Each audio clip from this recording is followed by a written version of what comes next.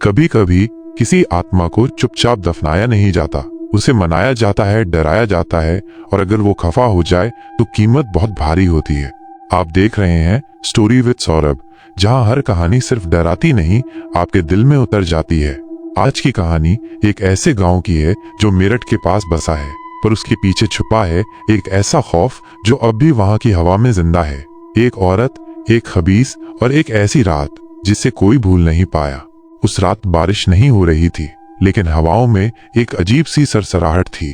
कल्याणी अपने घर के दरवाजे पर बैठी थी जब अचानक उसकी आंखें बदल गईं। ये कोई कहानी नहीं, ये मेरी बहन की हकीकत है। मैं रोहित हूँ, मेरठ से कुछ किलोमीटर दूर एक छोटे से गांव नगलावीर का रहने वाला। गांव छोटा जरूर था, मगर वहां सुकून था। मेरी बहन कल्याणी की शादी पास के गांव के एक ईमानदार लड़के संजय से हुई थी। दोनों की जिंदगी सादगी से भरी थी, जब तक वो रात नहीं आई। शुरुआत में सब कुछ ठीक था।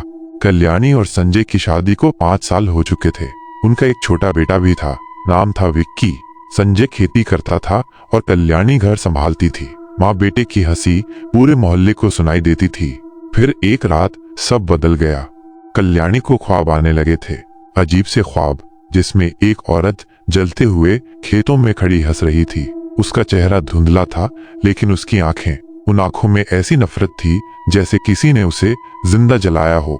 पहले तो सबने मजाक समझा। संजय ने कहा, ख्वाब है, तबीयत सही नहीं होगी।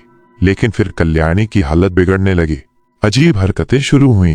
वो देर रात जागकर अकेले बात करने लगी, जैसे कोई उसके सामने हो। दिन में कभी कभी उसका चेहरा एकदम बदल जाता, भावशून्य और ठंडा, जैसे वो कल्याणी ही न हो। वो अपने बेटे से दूर भागती, कहती, वो मेरा बेटा नहीं है। मैं जब मिलने गया तो कल्याणी मुझे पहचान ही नहीं पाई। उसने मेरी आंखों में देखा और बोली, तेरी बहन मर चुकी है, अब सिर्फ मैं हूँ। उस दिन मेरी रीढ़ में सर्द लहर दौड़ गई। मैंने पंडित बुलाया, मौलवी बुलाया, डॉक्टर बुलाया, कोई काम नहीं आया। गांव के एक बूढ़े बाबा थे, लगभग 85 साल के। उन्होंने कल्याणी को दूर से देखा और बोले, यह कोई साधारण आत्मा नहीं है, यह खबीस है। मैंने पूछा, क्या मतलब? खबीस किसे कहते हैं? उन्होंने बस इतना कहा, यह आत्मा नहीं, एक बुरी ताकत है, यह बिना कीमत लिए नहीं जाएगी। मैंने पूछा, कीमत? कैसी कीमत? वो बस चुप रहे, कुछ नहीं कहा, और फिर वो चले गए। घर में दिन प्रतिदिन अजीब घटनाएं बढ़ने लगीं। कल्याणी के शरीर में लगातार बदलाव आ रहे थे। कभी उसका चेहरा भूतिया दिखता, कभी उसके हाथ जलते हुए महसूस होते। रात के समय उसके कमरे से डरावनी आवाजें आती, कभी वो अपना सिर दीवार पर मातरी। हम सबकी हिम्मत टूटने लगी। कल्याणी अब कल्याणी नहीं रही थी। वो हंसती थी, मगर उसकी हंसी किसी और की थी। उसकी आंखें गहरी हो चुकी थीं, जैसे किसी कुएं के तल में बसी कोई परछाई। वो अब खाना नहीं खाती थी, पानी नहीं पीती थी, और उसके बेटे को देखकर चीख पड़ती, हटा, उसे मुझसे दूर रख। गांव की दादी माँ बोली, इसे साधारण झाड़ फूंक से कुछ नहीं होगा। एक आदमी है, तांत्रिक नरहरी बाबा, बरेली के पास जंगल में रहता है, लेकिन वो हर किसी के लिए नहीं आता। उसे बुलाना खतरों को बुलाना है। मेरे पास कोई रास्ता नहीं बचा था। मैं, संजय और 2 गांव वाले बाबा को बुलाने चल पड़े। नरहरी बाबा खामोश मगर खतरनाक। बाबा को देखकर ही कुछ अजीब सा लगा। पूरे सफेद कपड़े, बाल जैसे जले हुए और आंखें लाल। उन्होंने सिर्फ एक बात पूछी, क्या वो बोलने लगी है? मैंने कांपते हुए हाँ में सिर हिलाया। बाबा बोले, अब वक्त ज्यादा नहीं है। अगर रूह गहरी जड़ें जमा चुकी है तो कीमत वसूल कर ही जाएगी। मैंने पूछा, कौन सी कीमत? बाबा ने मुझे देखा जैसे वो जवाब नहीं देना चाहते हों। फिर बोले, वक्त आने दो, वो खुद बताएगी। शुरू हुआ मंत्रों का दौर। कल्याणी को कमरे में बांध दिया गया। बाबा ने चारों कोनों में राख की रेखाएं बनाई, दिए जलाए और मंत्र शुरू कर दिए। पहले कुछ नहीं हुआ, फिर अचानक कल्याणी हंसने लगी, पर वो उसकी हंसी नहीं थी। आ गया तेरा बाबा? उसने बाबा को देखा और बोली, अब तुम सब मेरे हो, और जो मैं लूंगी वो लौटेगा नहीं। कमरा एकदम ठंडा हो गया, दिए बुझ गए। बाबा ने एक मुट्ठी राख हवा में उड़ाई और जमीन पर खून उभर आया। एक पुराना नाम, सजदा।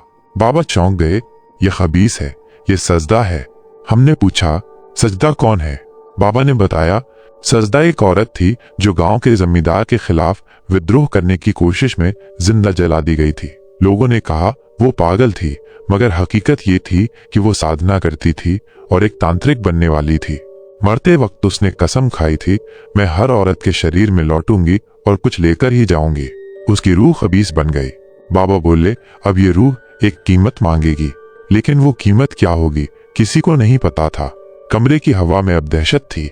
बाबा के मंत्रों के बावजूद कल्याणी की हालत और बिगड़ती जा रही थी। उसके बाल हवा में उड़ रहे थे, जैसे कोई अदृश्य ताकत उन्हें उठा रही हो। उसकी आंखें सफेद हो चुकी थीं और उसके मुंह से सिर्फ एक नाम बार बार निकल रहा था, सजदा, सजदा, सजदा। बाबा ने जमीन पर एक लाल धागे की रेखा खींचकर पूछा, तू क्या चाहती है? छोड़ दे इसे। खबीस एक डरावनी और भारी आवाज में हंसी और भारी आवाज में बोली, मैं ऐसे नहीं छोड़ूंगी, मैं इसे अपने साथ लेकर जाऊंगी। बाबा ने साजदा से कहा, नहीं, इसे छोड़। कल्याणी के बदले कुछ और चीज ले और चली जा। उसने एक लंबी चीख मारी, मैं कुछ नहीं छोड़ती, मैं सिर्फ लेती हूँ। अचानक कमरा एकदम शांत हो गया। कल्याणी के मुंह से बहुत ही धीमी आवाज में निकला, मुझे उसका बेटा दो, विक्की। सबके चेहरे सन्न। संजय चीखा, नहीं, मेरा बच्चा नहीं। मैं आगे बढ़ा, ले मुझे, मेरी जान ले ले, पर उसे छोड़ दे। कल्याणी की आंखों से अब खून बह रहा था। उसकी हंसी फिर शुरू हुई, अगर एक को दोगे तो मैं बाकी को छोड़ दूंगी। बाबा ने मुझे खींचकर एक तरफ किया। अब बात वक्त की नहीं, बलिदान की है। अगर कोई खुद खबीस के सामने अपनी जान देने आए, शायद वो उसे मंजूर कर ले, लेकिन ये दांव बहुत खतरनाक है। संजय फूट फूट कर रो रहा था। बच्चा अपनी माँ की गोद में छिपा बैठा था, जबकि उस माँ में अब उसकी माँ बची ही नहीं थी। मैंने फैसला कर लिया।